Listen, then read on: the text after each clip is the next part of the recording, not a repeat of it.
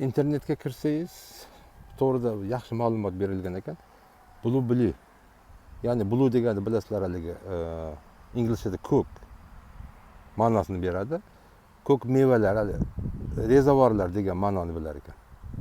Asosan qon tomirlarini kengaytirish, immunitetni ko'tarish, odamni qonni suyultirish. Bu asosan haligi nima, yogurtlarni birga qo'shib yeyishga.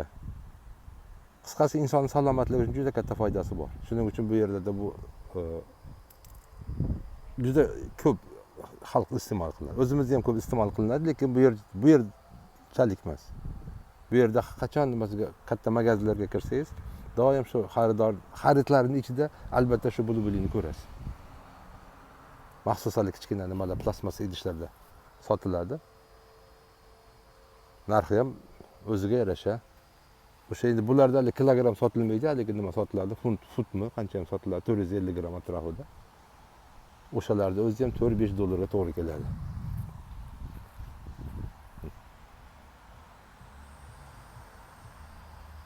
Allohim mana bugungi kunimizni fayzli barakatli qilib o'tkazdi. Allohga shukr. Mana quyoshimiz ham botyapti. Hammalaringga